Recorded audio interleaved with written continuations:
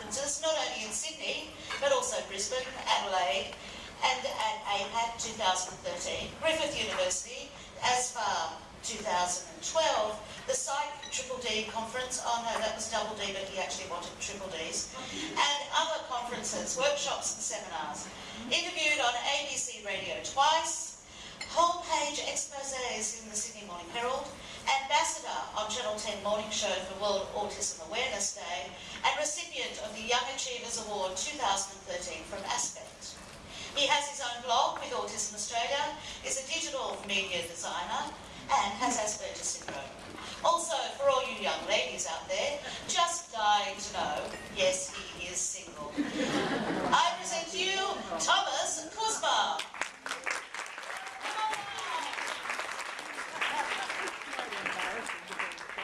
Hello everyone, I must say it's a privilege and a pleasure to be here. It's wonderful to have you here today, Thomas. We'd like to give our viewers the Aspie Odyssey in 20 minutes. Life of Thomas Kuzma, a 22-year-old young man. Please tell us, Thomas, where did life start for you? Well, it all began in a town far, far away. Way out west is a small town called Lithgow. Back 23 years ago, there was a young man who was added to its population by the name of Thomas, by Mum. Mum noticed many things when I was growing up. She noticed that my temperatures would fluctuate from 37 to 40 in a matter of minutes. My skin would look flushed and very red. There were other traits as a toddler. My motor skills were poor, and I was slow when my speech was slow. When it came to my toys, I had to line them up in lines. I loved Thomas the Tank Engine. I would line them up, and I would always know which ones I would be missing. I was a collector from a very young age. I had to have one of everything when it came to a certain particular franchise. But, you know, I was also very clumsy growing up. My coordination just wasn't there. When Dad was teaching me and my friends soccer, he could tell that my friends were improving, whereas I just couldn't get a thing. I was still at the same level I was a couple of months ago. But life was pretty good, playing Pokemon and Star Wars. I remember the closest thing that happened to me when I was a young man, that was the closest thing to my Aspie traits, was when I said to my grandma's friend that she looked older than she really was. I realized it's a big no-no. It's interesting that your childhood was pretty uneventful. So how did things change? Well, everything changed when the railway depot closed down. And basically, Dad lost his job, and we had to move to a place in the Blue Mountains called Springwood. Now, me coming to a new school in Year 8, it was a major culture shock.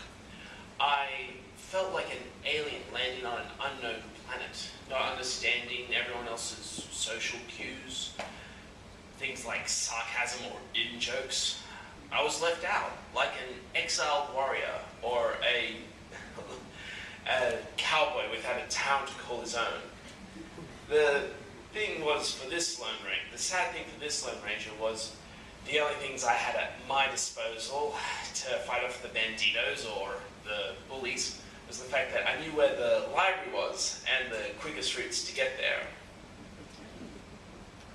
Something I constantly hear from Aspies and autistics today is that they really do want to fit in. The problem is they just don't know. When it comes to the social interaction, they just have a really hard time with it. That they want to have friends, but it's just too hard. And the rejection just sucks. I also hear how these poor kids get labelled and bullied. It sounds like life got pretty tough. How did you get through it? Well, I too was about to hit my first moral event horizon. What you heard before was just the origins. The true odyssey starts now. Sadly, this happened to be when I was in my more depressing states. The bullying had become worse. My older brother had left high school, graduating in year 12. That meant an entire group of friends was gone. I was circling the depths of depression, and I started seeing a therapist. One day, I was there, and my therapist asked me, "Thomas, have you ever heard of Aspergers Syndrome?" Now, to me, as a young man, I thought, Asperger? Please, I prefer beef patties on my burger, thanks. A life within the Golden Arches doesn't sound too good, so what does one do? Well, about 6 months later, my mum and dad got me tested. Now, test is kind of a funny word, isn't it? It's like they're saying that I was put in tests with, like, test tubes and guinea pigs. But what does one say? I went and they evaluated me and came back with an A in maths, but an E in social communication.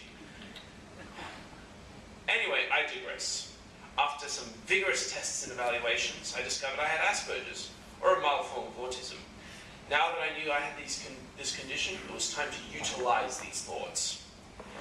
I thought like the great warriors of the past, and I knew one thing, to know your enemy.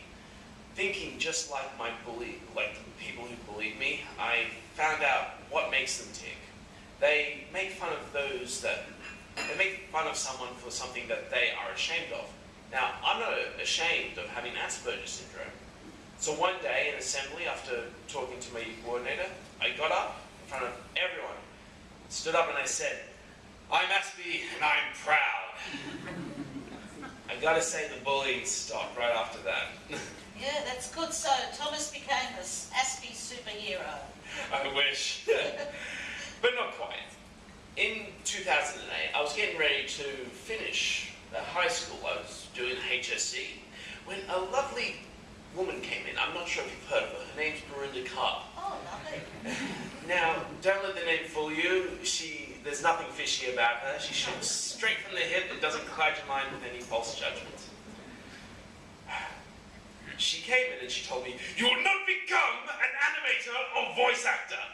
Well, she wasn't that rough. We sat down, we had a conversation, and by the end of it, we decided that I would do multimedia. With the bullies and high school gone from my life, it was time to take the next black hole into the next section of what would become the Aspie Odyssey. I went to a prototype orientation program. There I learned from Berinda's dream team about such things as going to and from TAFE, body language, and eye contact. I gotta say, if it weren't for that course, I would still be the shy introvert I was several years ago. Really, Thomas? Tell us more about the transition and orientation course. Was it that easy? Well, the transition and orientation, it's called the transition and orientation course to TAFE. And yes, it is easy. Tell me how. As I mentioned, Berinda came to visit me at school, and we made a plan for the future. This is the E in easy, early intervention. Fantastic. So you had a plan. That must have helped knowing that changes were about to happen, reducing your anxieties. You wouldn't believe it. It was a huge change. Last time I had change, it was a complete and utter disaster. Now I'm an adult. I have to be, I have to act like an adult. So, this is the A part of easy. A new environment, new routines and responsibilities, meeting new people. The course covered many of these things to help us. We were given visual aids, wherever possible, maps, timetables, and we would practice written instructions and reminders. We're in point form and using plain English, we're getting to know the new terms and types of assessments, like group work. There was a place to come if there was any problems and a single point of contact and backup plans. You keep mentioning we. Were there other people involved? You wouldn't believe it. It wasn't just me, because if it was just me, there would be a very small class. There was about 5 of us in the prototype group. Since then, I've come back to settle new groups into the course each year and give them my wealth and experience. There have been over 80 young people who have done this course now. So you're one of those Aspergers that contradict the myth that Aspergers are shy, reserved, unassuming fellows that always have social problems? Well, that's a yes and no. I'm a lot better today than I was back then. But the problem was I needed to acquire these new and learn these new social skills in the group. I also had a support teacher, Chris, who guided me and corrected me whenever I was in my multimedia course. She helped me with such things as time management skills and organizational skills. You sound very insightful, very aware of where you're at. How did this develop? Well, the course emphasized the you, as in the why part of EC. I learned about self-advocacy and ways in which I could politely ask for assistance. How to express what I needed, and mainly to be proud of me and my unique ASD abilities. And how long does this course that taught you so much? Well, when I was doing it, it was 8 sessions, but now it's been cut down to 6 to make sure that, the kids that are doing this course can still fit in time for the HSC and for the holidays. I see. So we could call this next part Crossing the Event Horizon. What does this mean? Well, after I completed the Transition and Orientation course, I went on to complete my Cert 4 and my Diploma in Multimedia. I think that deserves a round of applause, everybody. Thank you. Now please tell us, Thomas, what happened next? Well, since then, I got a part-time job at Woolies. And I gotta say, I was the best goddamn checkout chick there ever were. I went on to a job at an internet TV streaming company. Now, this was in my desired field, but what ended up being the grisly and dramatic end to that job there was the fact that my boss would not accept my Asperger's. He would say there's nothing wrong with you, it's all just an excuse. And whenever I tried to get help for me or try and get Berinda to put in help for me, he would just deny it. I did a small stint as an internship at To Discover, and I now have a part-time job at Autism Spectrum Australia, working on their blog, their intranet, and most social media stuff. Fantastic. So what do you think could have helped you more along the way? Well, I guess the most important thing that I needed when I was in high school was a mentor. Someone that I could look up to and who could give me guidance along the way. You needed to look up to somebody at 6'2"? Well, I was short back then. Yeah. See, when I look at the people that I give support to at TAFE, I can see that they also want the mentors. There needs to be more support programs around Australia. I have had some wonderful opportunities and met some great and inspirational people in the past few years. Temple Grandin, Stephen Mark Shaw, and John Elder Robertson, just to name a few. I can't name drop too many, otherwise we'd be here all day. Aspect have included me in their Future Leaders program, where I inspire younger Aspies into being all that they want to be. You're a pretty busy young man. Do you have any hobbies and interests? Well, I have a wonderful group of friends that we go to conventions and we do something called cosplay. We dress up in costumes and you play as them, in whatever way. I dress up as a guy called Clayton and Hunting for Gorillas. A Disney villain, actually. Don't look too far into that. Yeah. Basically, events like this are open to everyone. Anyone that has a fondness for pop culture can go to these things. Yeah. This is great. So, Thomas, you've packed a lot into your 22 years, and I'd like to say, this is your life. Thank you.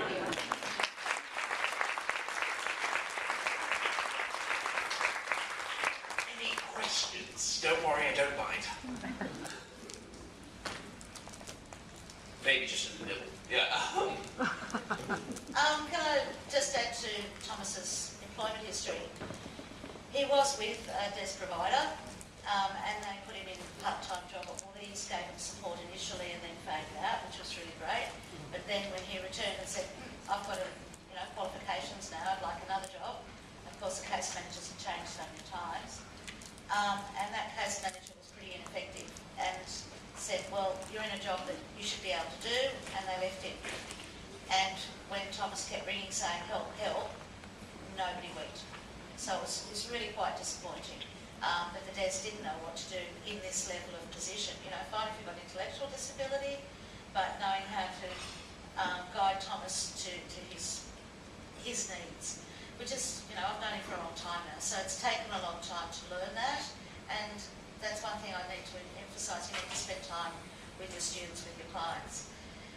He's then also been working with a lady called, I need to drop names here, which is Vicky Little, and Vicky runs a wonderful organisation called ASD Capable, and she only looks after people that are on the spectrum, so she's easy to find, and I can send that link out with some other stuff through Bernard.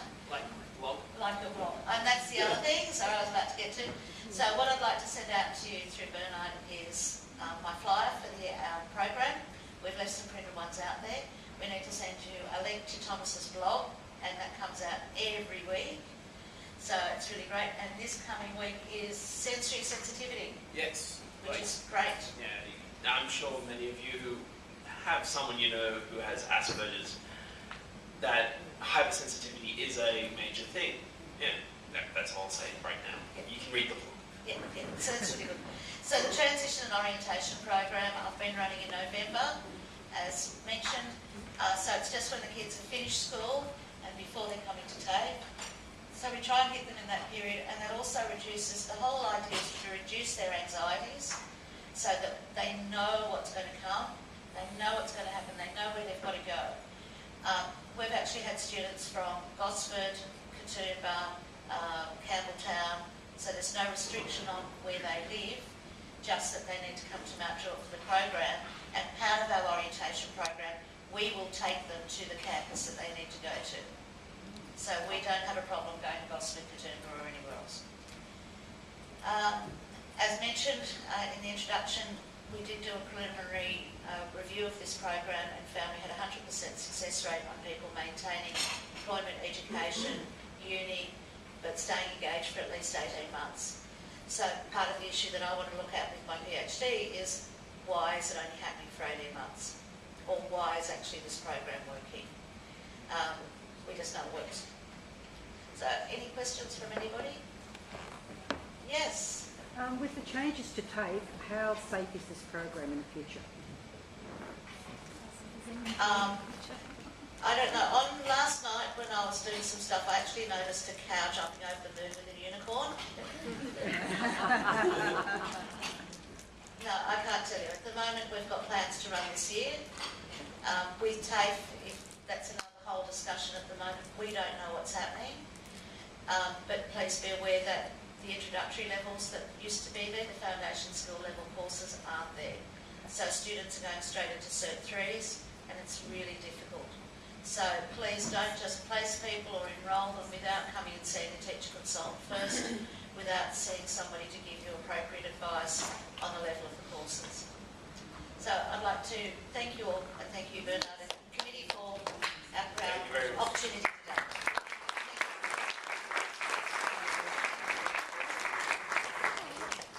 Thanks, Berinda, and thank you, Thomas.